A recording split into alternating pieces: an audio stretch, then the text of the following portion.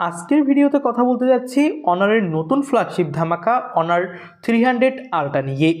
এর অস্থির লেভেলের design, powerful gaming chipset, curve display, দুর্দান্ত ক্যামেরা কোয়ালিটি এই ফোনটাকে অন্য সব ফোনের থেকে আলাদা করেছে।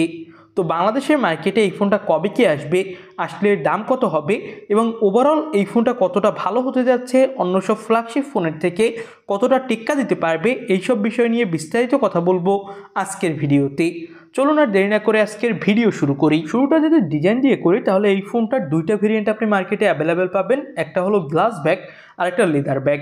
আর এই ফোনটার লেদার ব্যাগে জোস লেভেলের একটা টেক্সচার দেওয়া হয়েছে, যেটা আপনি হাতে নিলেই ফিল করতে পারবেন।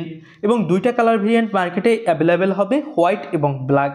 তো ওভারঅল এই ফোনটার লুক, ডিজাইন এবং বিল্ড কোয়ালিটি আমার কাছে এক কথায় টপ লেভেলের লেগেছে।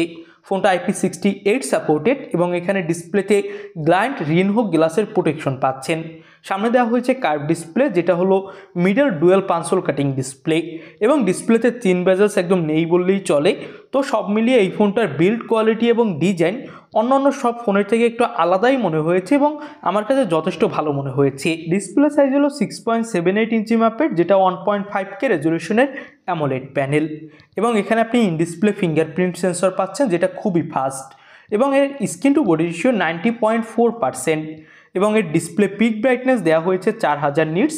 তো ডিসপ্লেতে ব্রাইটনেস জনিত কোনো সমস্যায় আপনাকে পড়তে হবে না। আর 120 হার্জের সাথে 1.5K রেজলিউশন, পাশাপাশি অ্যামোলেড প্যানেল এর পারফরমেন্সকে এবং এর স্মুথনেসকে আরও বেশি বুস্ট করবে। তো ফোনটার ডিসপ্লে কোয়ালিটির দিক থেকেও এক কথায় টপ লেভেলের হতে যাচ্ছে বলে মনে হয়েছে আমার কাছে। এবং এটা কিন্তু এলপিটিও প্যানেল। এবার আমরা কথা বলতে যাচ্ছি ক্যামেরা সেকশন নিয়ে। ব্যাক সাইডে 50 মেগাপিক্সেলের প্রাইমারি ক্যামেরা থাকছে, যেটা ওআইএস সাপোর্টেড। 50 মেগাপিক্সেলের টেলিফোটো ক্যামেরা পাচ্ছেন এবং পাচ্ছেন 12 মেগাপিক্সেলের আলট্রা ওয়াইড ক্যামেরা। ব্যাক সাইডের ক্যামেরা দিয়ে 4Kতে ভিডিও রেকর্ড করতে পারবেন, যেখানে ইআইএসের সাপোর্ট পাবেন। এবং এই ফোনটার ব্যাক সাইডের ক্যামেরা দিয়ে স্লো মোশন এবং সব ধরনের ভিডিও রেকর্ডিং করারই সাপোর্ট পেয়ে যাচ্ছেন এই ফোনটাতে।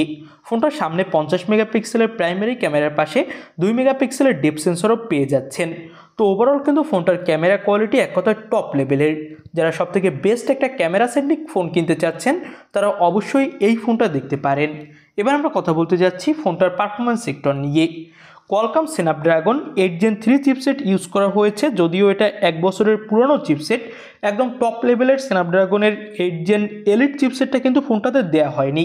তবে পারফরমেন্সের দিক থেকে তবুও এই ফোনটা অনেক ভালো হতে যাচ্ছে। অ্যান্ড্রয়েড 15 থাকছে আউট অফ দ্য বক্স এবং পাচ্ছেন ম্যাজিক ওএস 9। 5300 mAh এর ব্যাটারির সাথে 100 ওয়াটের ফাস্ট চার্জার পেয়ে যাবেন বক্সেই, যেটা দিয়ে খুবই দ্রুত এই ফোনটা চার্জ করা যাবে। এবার দামটা নিয়ে কথা বলি। এর 12256GB 4199 ইউয়ানে লঞ্চ করা হয়েছে, যেটা বাংলাদেশি টাকা কনভার্ট করলে হয় প্রায় 70,000 টাকা। তবে বাংলাদেশের মার্কেটে যখন এই ফোনটা আসবে তখন ধরে রাখতে পারেন এর দাম হবে 80 থেকে 90,000 টাকা।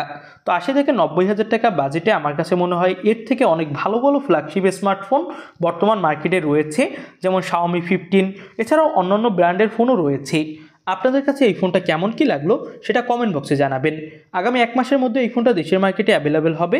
আজকের মতো ভিডিও এখানেই শেষ করছি। আল্লাহ হাফেজ।